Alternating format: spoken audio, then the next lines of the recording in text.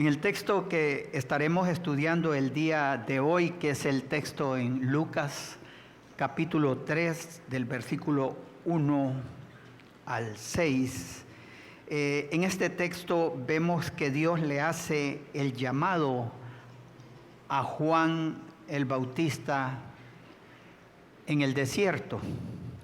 Y el llamado es a predicar para preparar el camino del Señor. Es una predicación con la misión de prepararnos a todos y cada uno de nosotros, efectuando un cambio de mente en nosotros. Un cambio de mente que nos hace también determinar un rumbo distinto del rumbo que hemos llevado, un rumbo que es hacia la voluntad de nuestro Señor. También el llamado es un llamado a ser testigos y dar testimonio de ese gran acontecimiento que se ha dado en la vida de todos y cada uno de nosotros con respecto a la salvación de nuestro Señor Jesucristo. Lucas, como todo buen historiador, él comienza el capítulo 3 relatándonos o haciéndonos una historia de cómo es que el Señor, Dios viene y le habla a Juan el Bautista. Él comienza dándonos ese contexto histórico, y para Lucas parece que es bien importante darnos ese contexto, porque de esa manera él nos muestra el momento histórico tan corrupto que existía en ese tiempo en el medio político y en el medio religioso. Y como esa condición de corrupción que existía y de opresión por parte del poder político y religioso, pues bueno, viene a ser una ilustración de lo que es también el estado espiritual del pueblo, ¿verdad? Entonces, Lucas ve importante mencionarnos ese contexto histórico, porque el pueblo requiere de un bautismo de arrepentimiento para perdón de los pecados.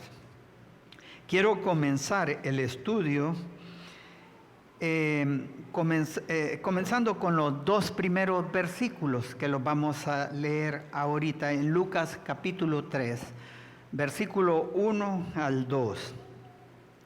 Dice lo siguiente: en el año 15 del imperio de Tiberio César, siendo gobernador de Judea Poncio Pilato y Herodes, tetrarca de Galilea, y su hermano Felipe, tetrarca de Iturea y de la provincia de Traconite, y Lisanias, tetrarca de Abilinia, y siendo sumos sacerdotes Anás y Caifás, vino palabra de Dios a Juan, hijo de Zacarías, en el desierto. Como ven, Lucas hace un contexto ahí, ¿verdad? Histórico bien específico, ¿verdad? De personas, de lugares, de tiempo. Y en estos versículos Lucas nos da el contexto histórico en el llamado a Juan. Y ese contexto histórico es bajo un marco de acontecimientos reales. Como ustedes notan, Lucas comienza diciendo que en el año 15 del imperio de Tiberio César, vino palabra de Dios a Juan. Esto nos ayuda a nosotros a ubicar ese año en que Dios vino y le habló a Juan, que podría ser el año 26 después de Cristo, si nosotros consideramos que Tiberio, a partir del momento en que él se convierte en regente de su padre Augusto, pues comienza su reinado, ¿verdad? Que es en el año 11 después de Cristo. Y si pensamos que a partir de ahí es que comienza el reinado de Tiberio, pues vemos que estamos hablando del año 26 después de Cristo, en el que viene Dios y le habla a Juan. O podría ser a partir del momento en que Tiberio toma el poder absoluto del reinado, que es cuando muere su padre en el año 14 después de Cristo.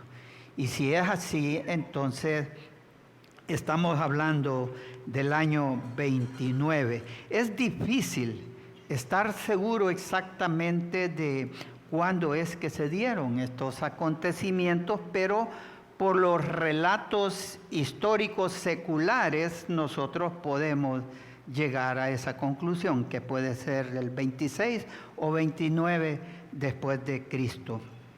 Y Lucas aquí en el pasaje nos brinda un marco histórico real con los nombres de estos gobernantes que él menciona aquí en el pasaje.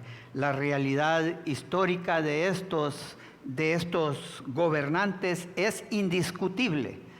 Los arqueólogos han descubierto evidencias específicas e innegables acerca de los nombres de estos gobernantes, que ellos gobernaron precisamente en estos lugares y en estos tiempos.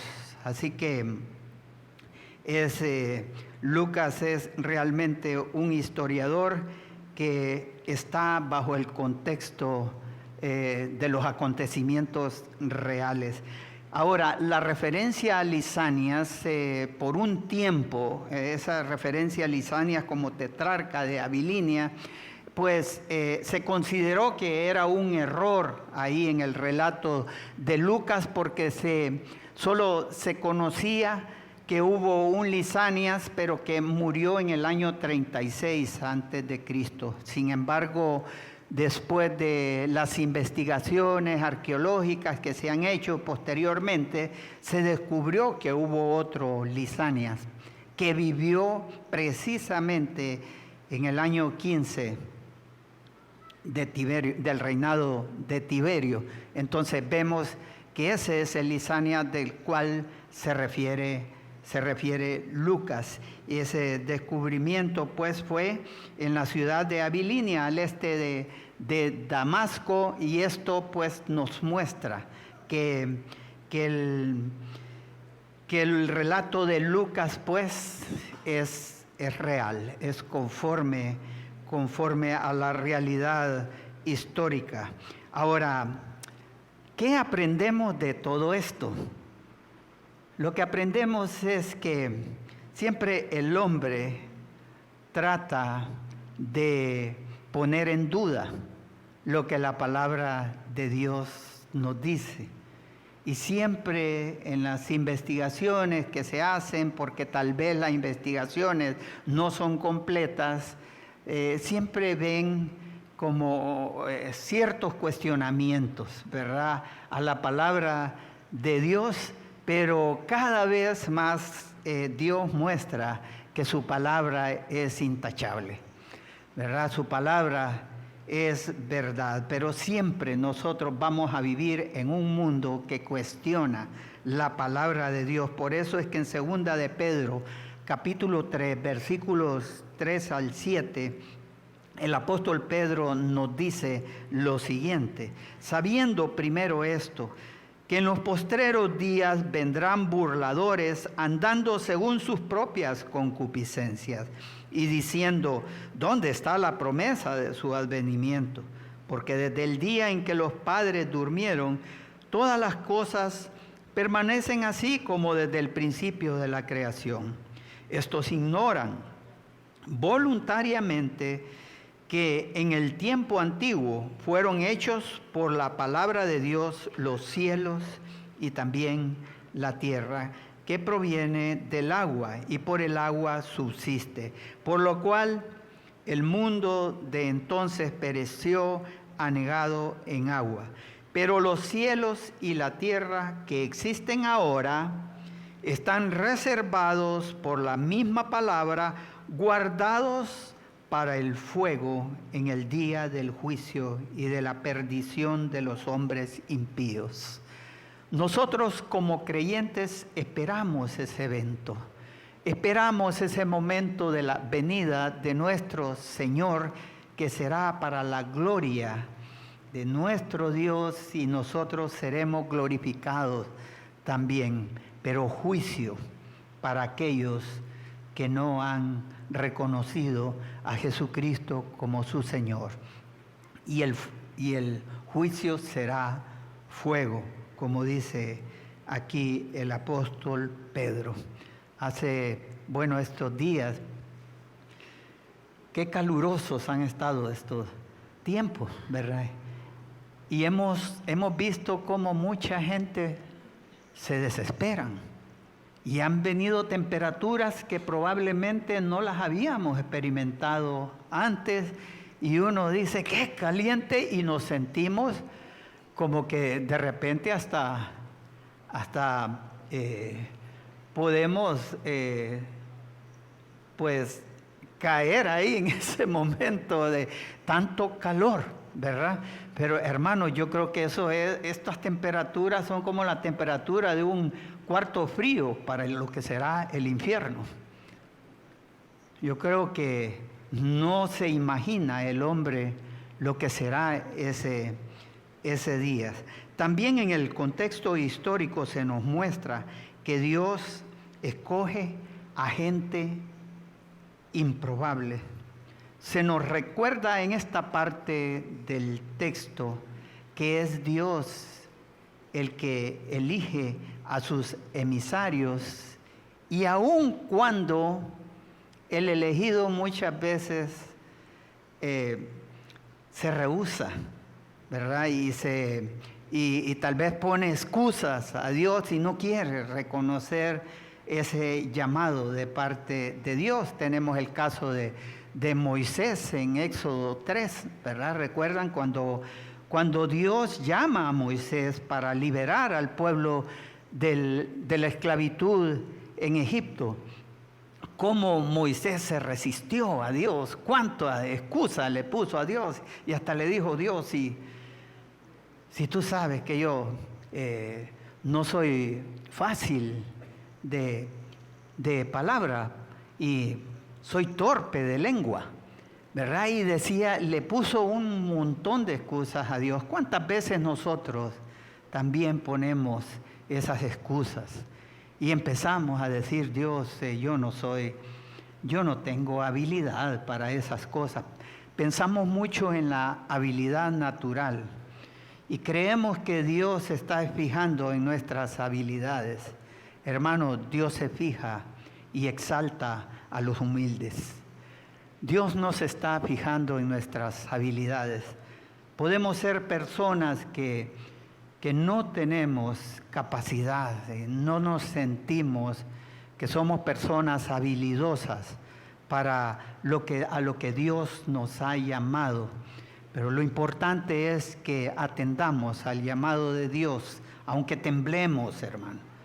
Aunque temblemos ante ese llamado, escuchémoslo y vengamos a Él y aceptemos su llamado. Somos expertos en considerar a esas personas que se ven con habilidades naturales para efectuar la obra de Dios, pero Dios no es eso lo que está viendo. Ustedes no saben cuánto nos cuesta a nosotros cuando tenemos que considerar a alguien que pueda entrar a la capacitación para el pastorado, en sembrar.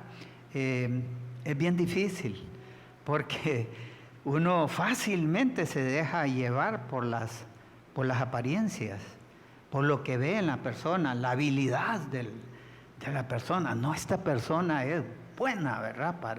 Pero no es eso lo que Dios está viendo. Dios exalta a los humildes. Es por eso que María, en su exaltación a Dios, en el capítulo 1 de Lucas, versículo 52, ella dijo: quitó los poderosos de los tronos y levantó a los humildes. Lucas acaba de nombrar aquí al emperador Tiberio, y entre ese nombre de Tiberio él nombra otras 6 personalidades más políticas y religiosas, que eran gente que tenían habilidades y eran poderosos en su tiempo. Pero sin embargo la palabra de Dios no fue dirigida a Tiberio. La palabra de Dios no fue como lógicamente nosotros pensaríamos que fuera dirigida al sumo sacerdote Caifás, el único sumo sacerdote que tenía el privilegio de entrar al santo templo y que Dios podía hablarle.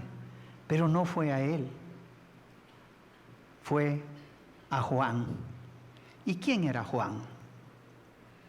Juan, su única distinción fue que Dios haya determinado hablarle a él. Esa es la única distinción de Juan. Cualquiera podía ver a ese hombre allá, todo mal vestido, en un desierto, hablando a saber qué cosas, ¿verdad?, según la gente, pero hablando realmente lo que era, y era la palabra de Dios. Pero la gente podría verlo y decir: ¿quién es este?, ¿verdad? Pero Dios se dirige a Juan. Y esto nos recuerda las palabras del apóstol Pablo en Primera de Corintios, capítulo 1, Primera de Corintios 1, versículo 27 al 28.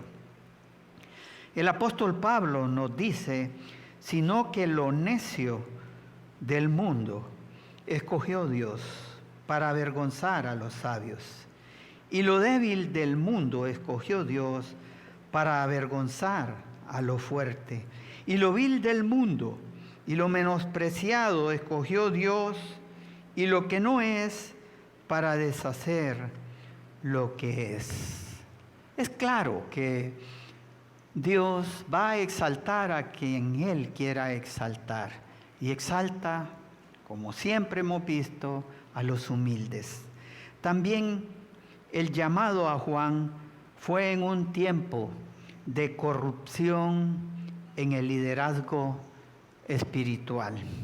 Lucas menciona aquí a los sumos sacerdotes Anás y Caifás, ¿verdad? Y esto nos da la impresión como que habían 2 sumos sacerdotes, pero realmente solo podía haber un sumo sacerdote a la vez, solo uno. ¿Qué es lo que había pasado? Que cuando Anás ve que ya no puede estar, ¿verdad?, en la condición de sumo sacerdote, pues viene él y logra colocar a Caifás, que era su yerno. Y siendo él su yerno, pues Caifás obedecía las órdenes de su suegro. Así, de esa manera, Anás mantenía el poder religioso en su medio. Él solamente le ordenaba a Caifás y Caifás obedecía las órdenes de su suegro. Esto, hermanos, obedece obedece al abuso de poder que existía aún en el medio religioso de ese tiempo. Y déjenme decirle que eso aún hoy en día, eso es una realidad. Es una realidad que encontramos cantidades de iglesias en donde los líderes religiosos abusan de su poder y tienen esa tendencia de abusar con propósito de beneficiarse personalmente. Por eso es que en 2 de Pedro, capítulo 2, versículo 1 al 2, el apóstol Pedro nos dice: pero hubo también falsos profetas entre el pueblo, como habrá entre vosotros falsos maestros que introducirán encubiertamente herejías destructoras y aún negarán al Señor que los rescató, atrayendo sobre sí mismos destrucción repentina, y muchos seguirán sus disoluciones, por causa de los cuales el camino de la verdad será blasfemado.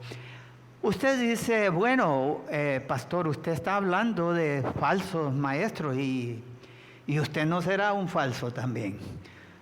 O aquí no se nos estará. Miren, quiero decirles, Dios ha proporcionado su palabra, ¿verdad? Y la palabra de Dios es la única autoridad.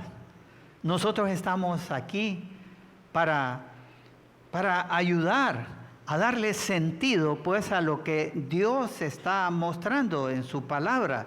Pero todos y cada uno de nosotros somos responsables de apegarnos a la palabra de Dios. Y déjenme decirles que nosotros como pastores,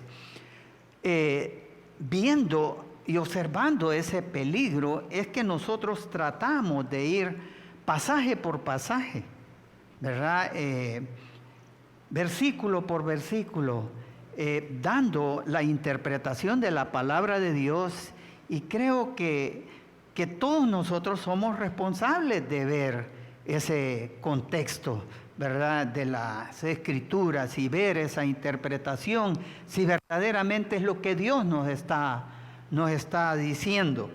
Y es importante que nosotros seamos diligentes en ir a la palabra y ver si lo que se nos está diciendo aquí es puro invento o es verdaderamente la palabra de Dios.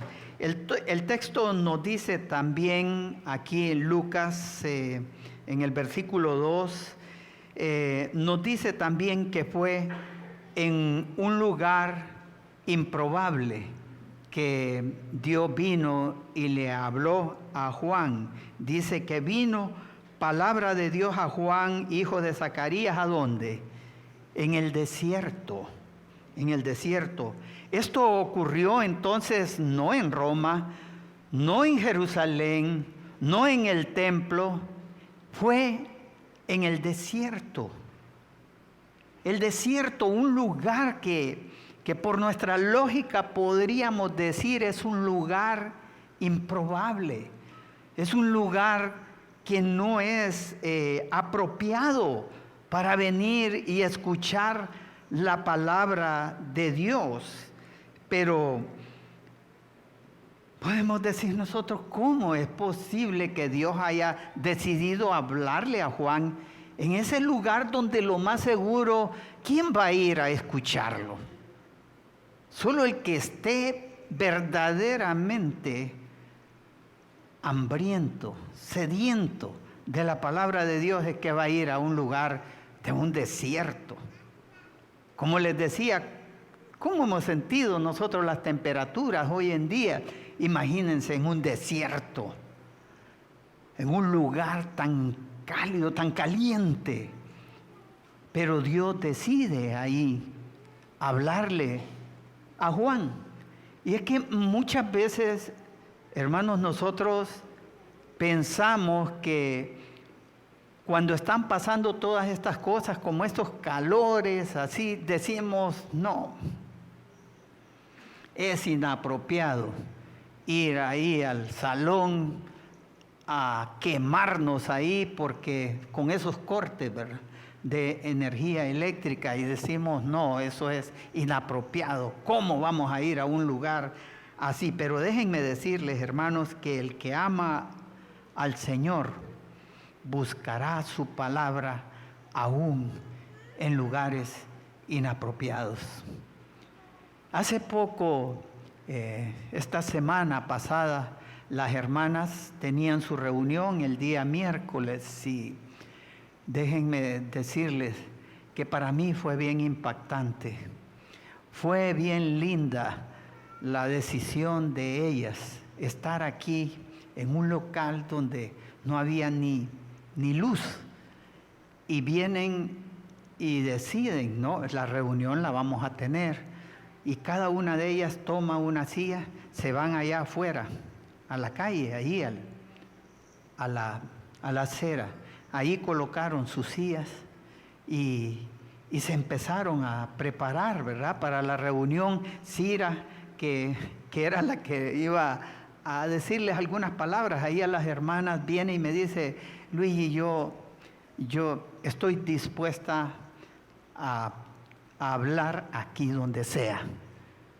La palabra de Dios es importante. Me llamó la atención ese espíritu de ella y ese deseo, y las hermanas también, todas unidas. Se sentaron rapidito, pero en eso vino la luz. Entonces era una prueba que el Señor les dio. Inmediatamente corren y traen las sillas y se colocan aquí. Hermanas o hermanos, eso realmente muestra el amor por la palabra de Dios. Al día siguiente también los hombres teníamos reunión y estaba anunciado un corte de energía. Aquí estábamos.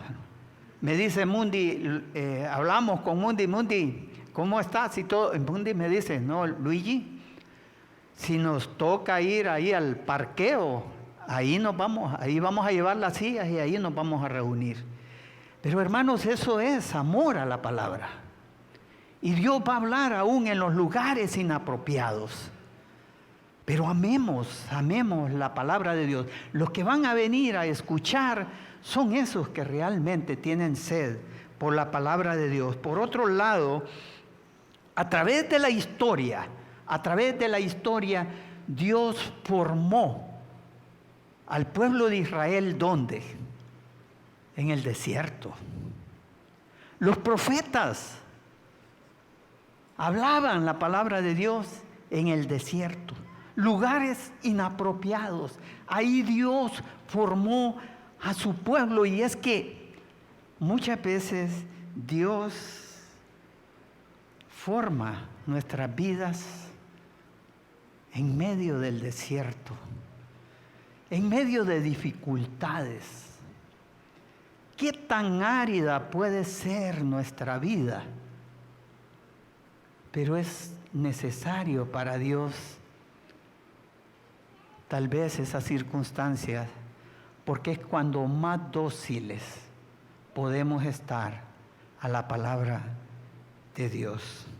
En Romanos 8:35, el apóstol Pablo nos dice, ¿quién nos separará del amor de Cristo?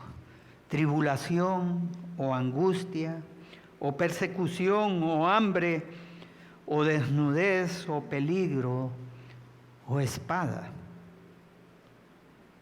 Y continuando con el pasaje, después de mostrarnos todo esto en el contexto histórico, Lucas procede a decirnos en el versículo 3, y él fue, hablando de Juan el Bautista, después de que Juan el Bautista recibe la palabra de Dios, él fue por toda la región contigua al Jordán, predicando el bautismo del arrepentimiento para perdón de pecados. Después de que Juan recibe el llamado de Dios, él va y ¿qué es lo que hace? Predica. Este versículo entonces nos indica que el llamado de Dios es un llamado a predicar. ¿A predicar qué? ¿Qué es lo que Juan iba a predicar? El bautismo del arrepentimiento. O sea, a predicar sobre la necesidad de inmersión a un cambio de mente. ¿Por qué digo esto? Estaba viendo que Dios, no sé, pero cada vez que me ha tocado predicar, casi que siempre me salen pasajes así, ¿verdad? Como relacionadas con el bautismo. Y es que este tema del bautismo es un tema que se ha malinterpretado. Cuando Lucas nos habla aquí de predicar el bautismo de arrepentimiento para perdón de pecados, nosotros siempre relacionamos esa palabra bautismo como que es un bautismo, como que sí es algo de inmersión en el agua y solamente de eso se trata. Pero aquí realmente Lucas nos está hablando de una inmersión en cuanto a un cambio de mente. ¿Por qué? La palabra bautismo significa sumergir, introducir, inmersión.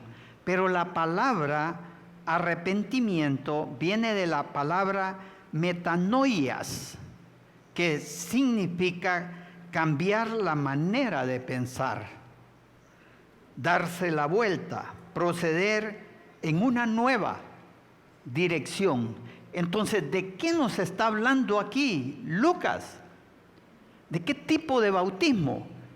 De eso, un bautismo es un llamado a proclamar la necesidad de sumergirse en un cambio de mente, en un cambio de conocimientos, un conocimiento para salvación, para perdón de pecados, como nos dice Lucas en el capítulo 1, versículo 77, para dar conocimiento de salvación a su pueblo para perdón de sus pecados. Entonces nos está hablando de un cambio en nuestras vidas, hermanos. Nosotros cambiamos nuestra manera de pensar, hacemos un trabajo de lavado en nuestro cerebro y cambiamos a los pensamientos de Dios en nuestra mente, y eso va a provocar una transformación en todos y cada uno de nosotros. Eso provoca un nuevo nacimiento en nuestras vidas. Somos diferentes. Y es que nosotros somos lo que pensamos. Y por eso es importante la inmersión a una nueva manera de pensar. Si nosotros nos vamos al interlineal, donde aparece literalmente cómo está escrito en el griego, esa parte ahí de este pasaje, literalmente dice proclamando inmersión de cambio de disposición mental. En ningún momento está hablándonos de una inmersión en agua. La palabra ahí sería udor, que significa agua, pero la palabra que vemos ahí es metanoia, que es de un cambio de mente. Pero ustedes vienen y dicen, sí, pero nosotros vemos a Juan que agarraba a las personas y las sumergía en el río Jordán. Eso era lo que estaba haciendo. Hermanos, eso era lo que Juan estaba haciendo, era figurando a través de ese acto de sumergir a las personas en el agua, figurando lo que había pasado ya en esta persona. Esas personas lo que estaban haciendo era decidiendo simbolizar lo que había pasado ya en su corazón. El bautismo en agua no salva, lo que salva es el bautismo en un cambio de mente. Cuando usted viene y decide de todo corazón reconocer a Jesucristo como su Señor personal. Cuando usted viene y cambia su mente de estar pensando que usted es el dueño de su vida, cuando es Jesús el dueño de su vida, es su amo. Y es ahí donde usted viene y lo reconoce como su Señor personal. Es ahí donde usted viene y le dice: Señor, ahora tú gobiernas mi vida y yo voy a hacer lo que tú dices porque tú eres mi amo. Eso es lo que realmente es para perdón de pecados, como dice aquí Lucas, que este cambio de mente, dice Lucas, que es para perdón de pecados. Para perdón de pecados. El bautismo en agua no salva, pero el bautismo en un cambio de mente sí es para perdón de pecados, que es de lo que Lucas aquí nos está hablando. Sigue diciéndonos Lucas en los versículos 4 al 6, como está escrito en el libro de las palabras del profeta Isaías, que dice: voz del que clama en el desierto, preparad el camino del Señor, enderezad sus sendas, todo valle se rellenará y se bajará todo monte y collado, los caminos torcidos serán enderezados y los caminos ásperos allanados, y verá toda carne la salvación de Dios. Aquí Lucas muestra cuál es la misión del llamado de Dios, y es con la misión de prepararnos para la venida del Rey. Es una misión conforme, hermanos, conforme a lo que está escrito. La referencia bíblica, la cita bíblica que Lucas está utilizando ahí es Isaías 40, versículos 3 al 5, donde el profeta le pide a la gente que se prepare para la visita de su Dios.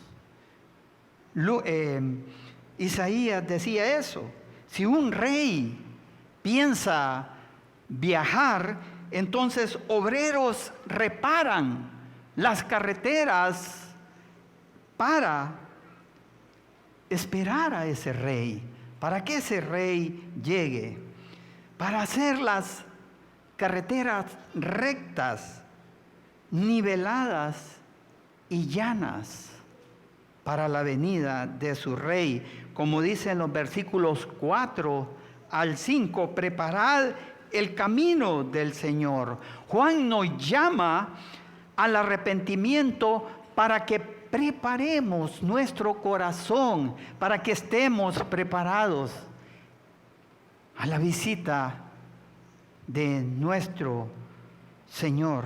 Enderezad su senda. Ese llamado no solamente es para estar preparados nosotros, sino que también para que nosotros preparemos los corazones de las demás personas, nuestros familiares, nuestros amigos, que vayamos y les compartamos el Evangelio y enderezamos sus sendas. Todo valle se rellenará y se bajará, y todo monte y collado. Juan deja claro que nuestro arrepentimiento es lo que prepara el camino del Señor.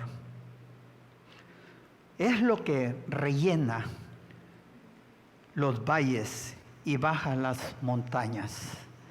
Y sigue diciendo ahí Lucas en el versículo 5, los caminos torcidos serán enderezados y los caminos ásperos allanados. Se nos enseñará la verdad de Dios, y es la verdad de Dios que corregirá los errores que nosotros cometemos en nuestras vidas, y por consiguiente va a enderezar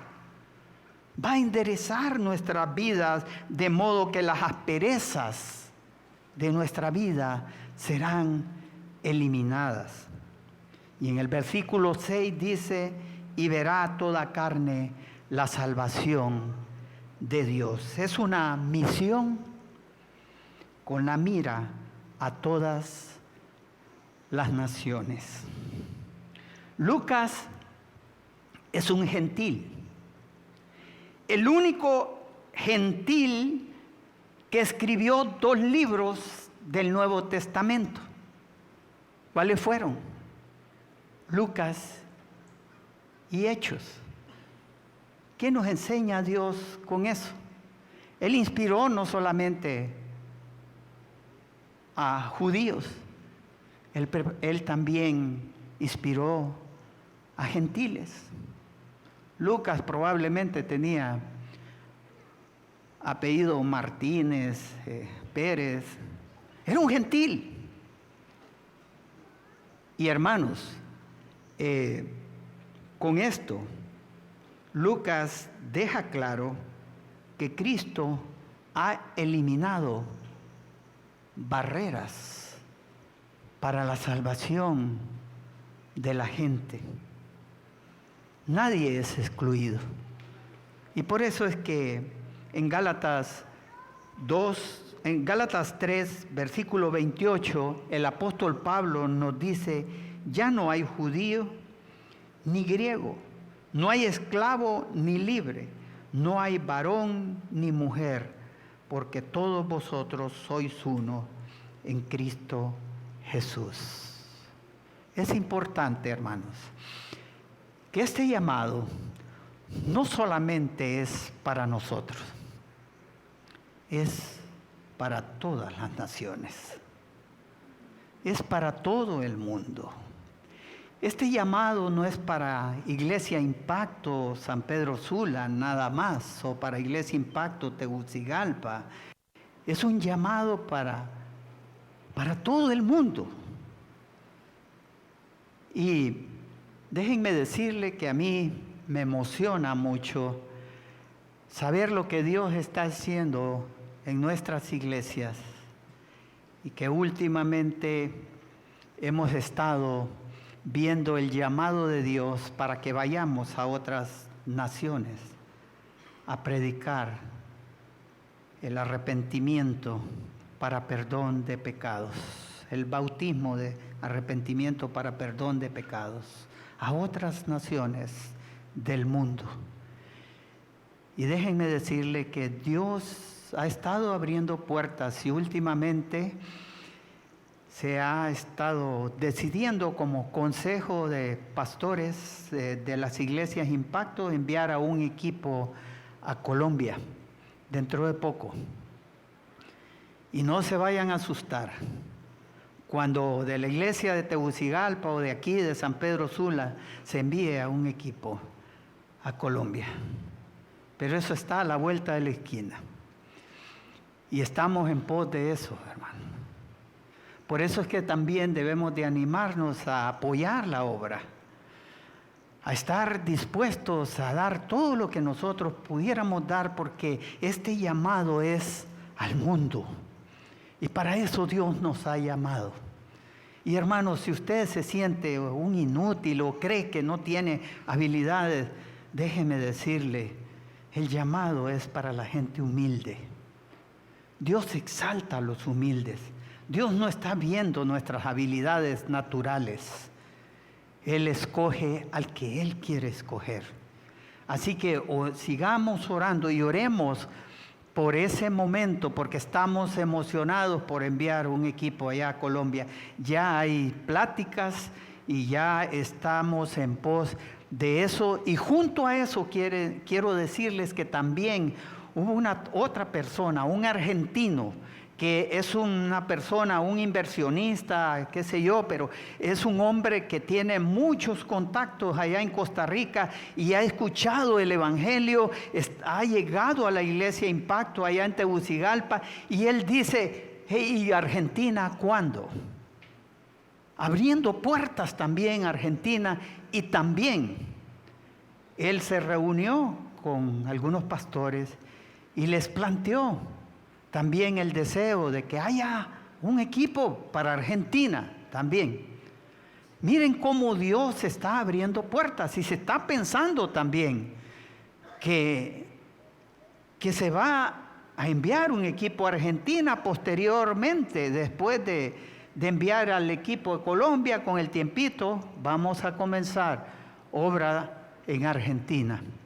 Probablemente más adelante Uruguay, Paraguay, Venezuela, todos esos países de Sudamérica, Perú. Pero por los momentos, hermanos, se está pensando en Colombia, y ayúdennos a orar por eso, porque Dios es bueno y Dios nos ha mostrado que su llamado es para todas las naciones. Para concluir, todos estamos llamados a estar preparados para su venida. Quiero preguntarles, ¿estamos preparados para la venida de nuestro Señor? ¿Estamos preparados para ese evento? Y recordemos que somos llamados a predicar a todas las naciones. Vamos a orar. Señor, te damos las gracias por este tiempo tan bueno. Gracias por tu palabra. Gracias, Señor, porque tú nos has hablado a través de tu palabra. Y te ruego, Señor, porque no nos resistamos a tu llamado, que estemos dispuestos a ir por todo el mundo y predicar el Evangelio. Pero también, Señor, que estemos dispuestos a preparar también nuestros corazones para esa venida. Que estemos preparados, que en nuestras vidas tú encuentres un camino allanado, un camino, Señor, en donde montañas se han derribado y donde valles se han levantado, para tener esa carretera lista para que tú vengas a nosotros. Gracias por tu palabra, en el nombre de nuestro Señor Jesucristo. Amén.